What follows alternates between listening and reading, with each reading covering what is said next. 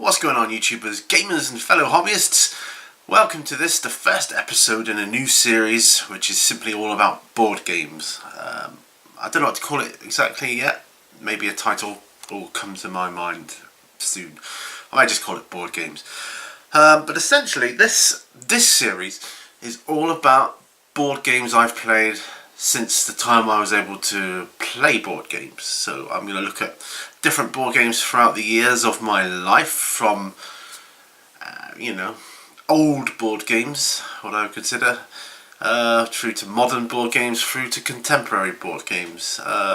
Anyway, this first episode I want to look at the game of chess, because primarily it was the first board game I really got into, which involved more than just rolling a dice and moving my coloured counters around the board, like Snakes and Ladders or Ludo.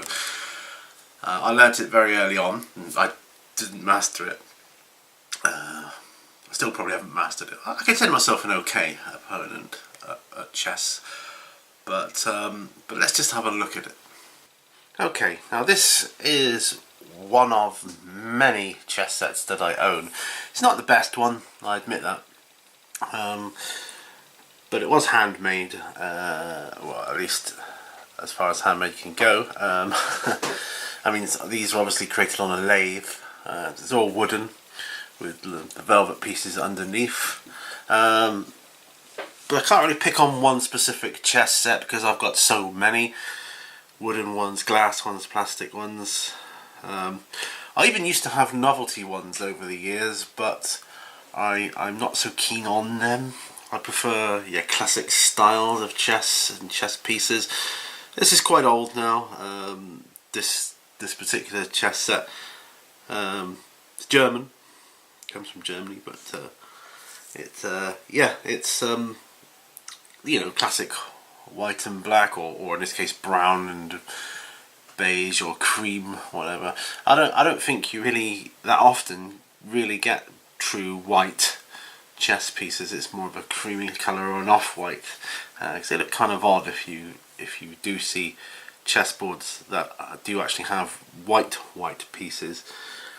But I was introduced to this by my brothers playing each other on. It was actually a travel chess set. It was the first chess set I ever really experienced, and not just my brothers, my father as well, because my brothers would play him too. So there was that to contend with. And what fascinated me about this game was all the pieces, of course, and how they would move in different ways, and how they all had like these rules of how they could move, all that kind of thing. And so I got to learning the pieces, the names, like separately, one at a time. This is a pawn, this is a king, this is a queen, this is a knight, this is a castle or rook, this is a bishop. And I was about 5 years old, I suppose, when I learnt to play this game. That sounds impressive, but when I learned how the mechanics worked, put it that way. And like I say, I was absolutely fascinated by it as a game. And obviously my father would play it with me, and obviously let me win. My mum even let me teach her to play at one point, I remember, and she would just let me win as well. My brothers, however, well, one of my brothers would never let me win, and one would, so I've taught many people how to play this game over the years. It's a classic game. I absolutely love it, and I have a bit of a weakness when it comes to when I come across a chess set.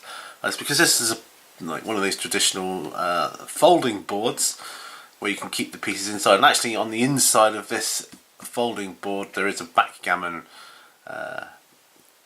board as well. I don't have the pieces to play backgammon. I quite like backgammon. It's all right. But like I say, chess was the first game I ever really played. and I got into it. I got into it in a big way when I moved, to Plymouth. I had my 11th birthday just before I started the last year of primary school here when I came to Plymouth, and they had a chess club which I immediately joined. I loved it. There's a few of us in it, and the teacher we had who ran the club, he was pretty good at it as well. He was apparently he was quite a renowned chess player himself, so it was nice to be able to play him. He had, one of those uncanny abilities of being able to play the game in his head with his back to you and all this kind of thing. And he would just, tell you what pieces to move to. He had he could memorise the board, so he was able to do that. And my friend and I had quite a rivalry with chess. I mean, drafts was also another popular game when I was at school, but chess was the one that I preferred. And my friend and I would often, from our school library, from our chess club in primary school, you could borrow the chess set to play a game. Obviously you had to finish the game by the end of the time and pass it back. But then when we moved to our secondary school, which was, for me, was at the time it was called Estover Comprehensive,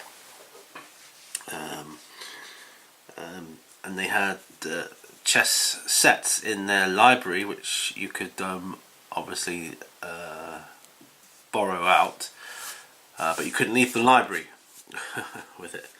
So again, you had to finish your game in the lunch break or whatever. And what we did, my friend and I, we drew we drew the board out on paper, and marked off who was where and whose go it was, and so we could then continue our game the following day.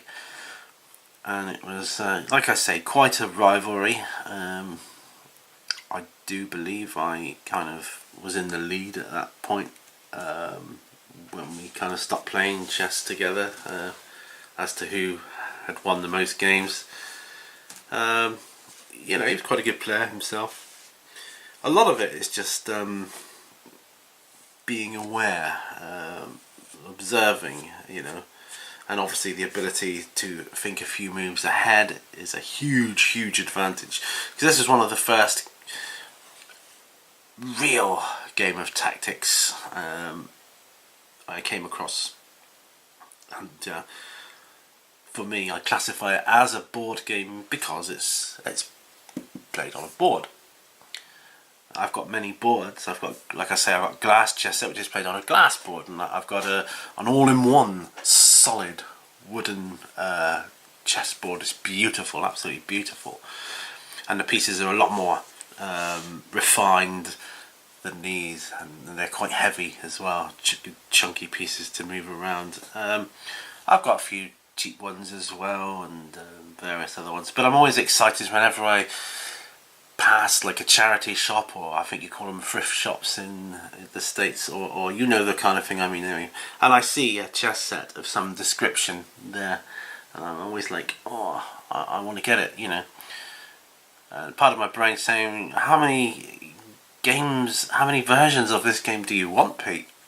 I've got many different games. I used to have, like I say, the novelty ones like Star Wars chess and Lord of the Rings chess, but it didn't appeal to me as much. It just didn't appeal. I even used to have an electronic chess board, but I wouldn't really. I didn't feel the same, connection to that as I do with a board like this. Now, I don't mind playing a computer opponent, of course not, but I just set up my laptop, or I can even do it on my phone, and then I can just put the pieces out as to how my computer opponent is playing. And the one on my laptop is quite good, he's pretty good. On the high levels, he often beats me, but it's once you get to about level 5, it starts to get enjoyably challenging, and I like that. And it's really good for me. I enjoy like I say, the tactical. I mean, it was the first it's the first game I played, really, I suppose, where it was kind of like two armies opposing each other. Because it's kind of like what this is. Chess is kind of like a primitive version of War Machine and Hordes, really, in many senses of the word. I always say this like a more complex version of chess when I talk about War Machine or Hordes. But this is it. You've got an army. The white side always goes first, and that kind of thing. And yeah, and I like the games where you play against against the clock. And so this game has been in my life. Not this particular game, but I mean the game itself of chess has been in my life for, like I say, 41 years. That's a long time. And I'm always pleased when I can teach someone that doesn't know the game, because I think everybody should know how to play chess. It's one of those classic games, and you can get the feel of someone's mindset when you play it. Once they know the mechanics of how it works, and you don't have to be a master at it to kind of work out someone's mindset when they're playing chess, as to whether they're a defensive player or an attacking player, or their way of thinking. Of course, when you're not up against the clock, you've got all the time in the world to think. It's very enjoyable. I so many years. I mean, of course, going back when I was a child. Chess was one of the best games ever for me, and I think it was probably the first game I ever played where I didn't have to roll a dice, because up until that point it was, like I say, it was Ludo, it was Snakes and Ladders and that kind of thing, and other various games where it just required you rolling a dice and moving along to the end. This, to me, was the game of adults and intelligent thinking, and that has always stuck with me. And so this is the game of chess, and for me, it's a very nostalgic game. As all the games, well, as a lot of the games are going to be in this series, but. I mean, I've played the game over the years with so many people. Like I say, my brothers, my father, my uncle, my cousins, people at school, complete strangers sometimes, computer, just loads of them. Teachers. The list is endless. It goes on, but it's one of those games. Like I say, everybody should know it, because there's nothing finer if you've got a chess set up, like in your home somewhere or something, or you go to one of these parks where they play chess. You just sit down and start playing. Nobody needs to say a word. It's just just play the game and have a good time. It's really, really fun. It is a game that you can win in a few moves. It's a game where sometimes you get right down to almost the last couple of pieces. I mean, for the beginner, to take a piece, obviously you have to land on your opponent's square it on. To take that pawn, for example, you'd have to land on it with one of your opponent's pieces.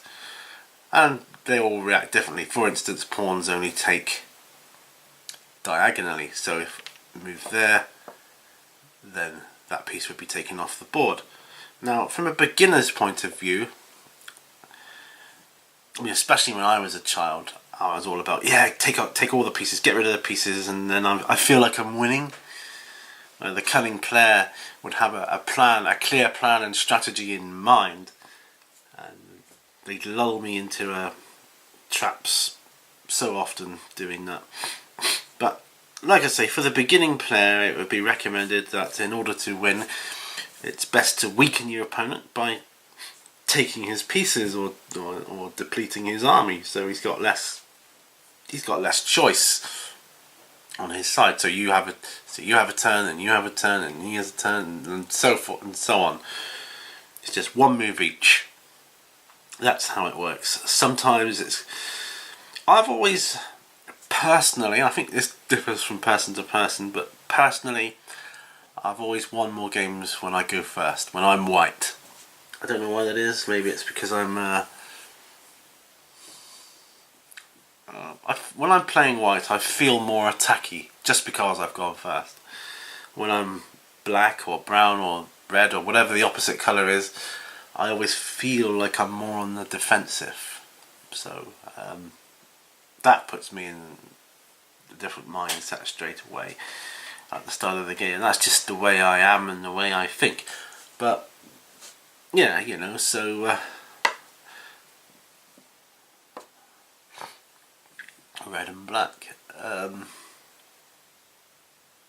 I've read books. Used to on a Sunday in the newspaper, one of the newspapers, there always used to be a chess challenge, like a chess problem. And my dad and I enjoyed that because you'd set up the problem and it would say, like, I don't know, black can win in 3 moves. How does he do this? And then the following week it would give you the answer. So we'd have all week to try and work out how black won in 3 moves, and most of the time we got it, you know. And like I say, it's a game that stuck with me from early childhood, and I love it, you know. If you're gonna get into chess, if you want to learn chess, I always say to people it's best to have a physical board, not learn it on a computer screen. Have your pieces in front of you to feel them, to dictate where they're going, plot it out in your mind where you're going to go, and the tactics can change move for move, especially when your opponent doesn't do what you expect them to do. Majority of the time, you know, they will do what you think. For me, my experience, but not always. Oh, another thing used to do years gone by, was chess by post, postal chess. You play chess with people anywhere in the world by post. And that was another way of playing, and that was a good experience too. Obviously the games took an awful long time, very long time.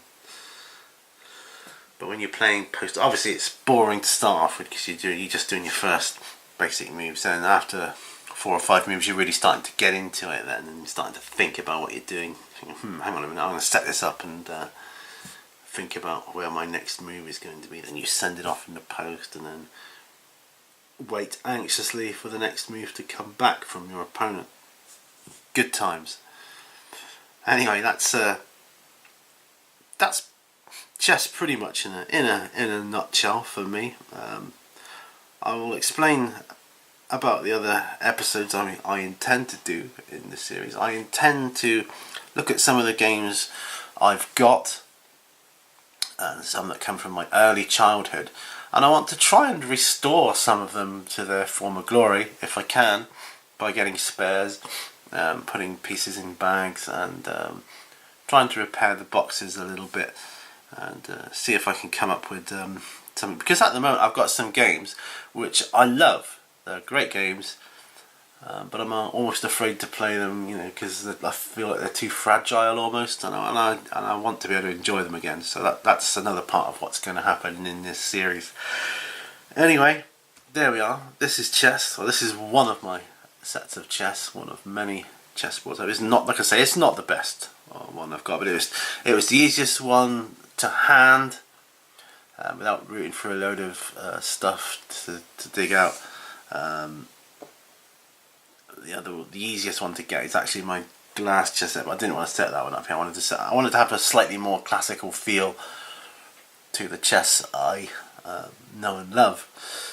Anyway, I thought chess would be an ideal game to open this series of board games, and because I want my channel to be about all games really, but not computer games so much, although I may look at the odd retro one here and there in the future. That's way off in the future, way off, and I won't do that in the traditional, oh, let's play this game sense. No, I just want to look at it, talk about it, probably do it in the form of screenshots and things like that, but yeah.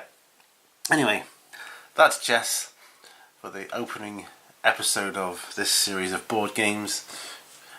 Remember though, because other parts of the hobby require you to paint stuff, remember all brushes lead to war, and I will see you on the next video. Bye for now folks, bye bye.